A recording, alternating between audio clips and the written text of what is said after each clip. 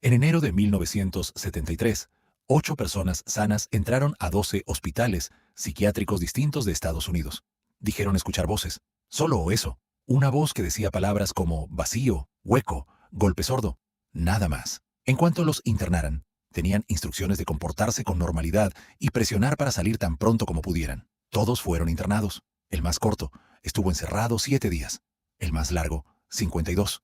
El promedio fue 19 días. Durante todo ese tiempo, los 8 se comportaron exactamente como siempre. Comieron con normalidad, hablaron con normalidad, tomaron notas en un cuaderno. Cuando les preguntaban cómo se sentían, respondían que bien, pero que las voces habían desaparecido, que querían salir. Nadie les creyó. Los psiquiatras anotaban en sus expedientes frases como el paciente registra compulsivamente su entorno. Las notas en el cuaderno eran síntomas. El comportamiento normal era evidencia de la enfermedad. Nadie fue detectado como impostor por el personal médico. Algunos sí fueron detectados, pero no por los doctores. Fueron los otros pacientes los que se acercaron a susurrarles: «Tú no estás loco. Eres investigador, ¿verdad?». David Rosenhan tenía 43 años cuando publicó ese estudio en la revista Science. Era psicólogo de la Universidad de Stanford.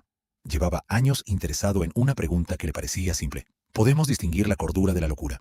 No en teoría, en la práctica real, dentro de las instituciones que supuestamente existen para hacer exactamente eso. Los 8 pseudopacientes eran personas reales. Un psicólogo, una pintora, un pediatra, un psiquiatra, un ama de casa, un estudiante de posgrado. Él mismo fue uno de ellos. La única mentira que debían sostener era esa, las voces. Todo lo demás, su historia, sus relaciones, sus problemas reales, era verdadero. Todos recibieron diagnóstico de esquizofrenia. Todos salieron con ese diagnóstico intacto, modificado por una sola palabra, en remisión. La enfermedad seguía ahí, solo estaba dormida. En los expedientes de cada uno existía ahora un diagnóstico psiquiátrico permanente. No que alguien cometió un error, sino que ellos, en algún nivel real y documentado, habían estado locos. Un hospital de prestigio desafió públicamente a Rosenhan tras la publicación. Dijo que eso nunca podría ocurrir en sus instalaciones. Rosenhan aceptó. Les informó que durante los siguientes 3 meses enviaría pseudopacientes. El hospital debía identificarlos. Al cabo de ese tiempo, el hospital había marcado con alta sospecha a 41 pacientes. Psiquiatras y enfermeras los señalaron como posibles impostores. Rosenhan no había enviado a nadie.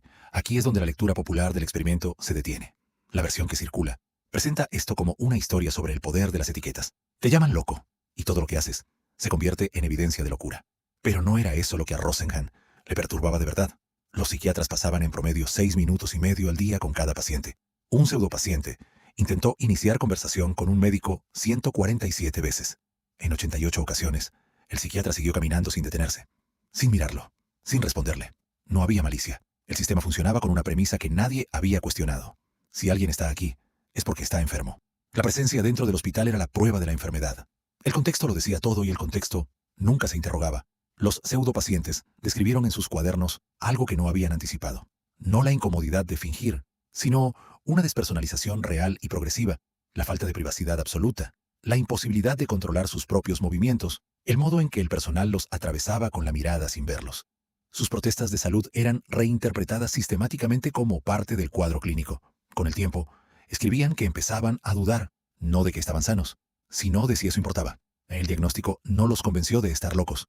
Los convenció de que estar sanos no era suficiente para salir. Rosenhan lo llamó el poder situacional del lugar, no el poder del diagnóstico, el poder del edificio. Lo que se registraba era la conclusión, nunca la incertidumbre. El estudio golpeó algo. La Asociación Americana de Psiquiatría publicó el Manual Diagnóstico y Estadístico de los Trastornos Mentales, o DSM, en inglés, en el año 1980, con un cambio de filosofía que muchos vinculan directamente a esa presión. Abandonó los diagnósticos basados en impresiones subjetivas y adoptó criterios observables con umbrales específicos de duración e intensidad. Para ser diagnosticado con esquizofrenia, ya no bastaba con que un médico tuviera una intuición. Había que cumplir un número determinado de criterios durante un periodo mínimo de tiempo. En papel, era exactamente lo que Rosenhan había pedido.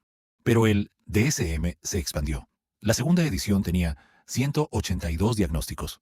La quinta, publicada en 2013, tiene más de 300. En 2019, un equipo de investigadores de la Universidad de Liverpool, liderado por John Reed, analizó 32.000 diagnósticos psiquiátricos y encontró que la fiabilidad entre evaluadores era del 54% para esquizofrenia y del 33% para depresión mayor. 2 psiquiatras distintos, viendo al mismo paciente, llegaban al mismo diagnóstico poco más de la mitad de las veces en el mejor caso. Reed concluyó que el sistema diagnóstico actual no tiene validez científica suficiente para el nivel de certeza con el que se aplica. La psiquiatría respondió señalando que ninguna especialidad médica tiene fiabilidad perfecta entre evaluadores, lo cual es verdad, y no resuelve nada. Existen modelos que intentan romper esa lógica desde adentro.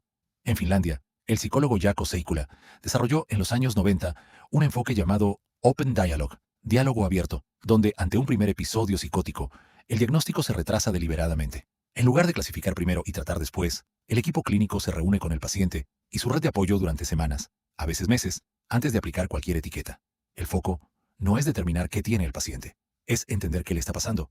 Los resultados en la región de Laponia Occidental, donde el modelo se aplicó de forma sistemática, mostraron que el 75% de los pacientes con primer episodio psicótico regresaron al trabajo o al estudio en un plazo de 2 años y que el uso de antipsicóticos a largo plazo bajó al 20% frente al 75% del tratamiento estándar en Europa Occidental.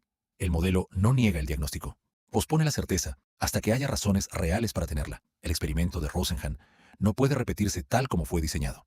Los comités de ética modernos no aprobarían infiltrar personas en instituciones psiquiátricas, hacer que reciban medicamentos antipsicóticos durante semanas, privarlas de su libertad. El mismo mecanismo de protección que surgió en parte de escándalos como el suyo también hace imposible replicarlo.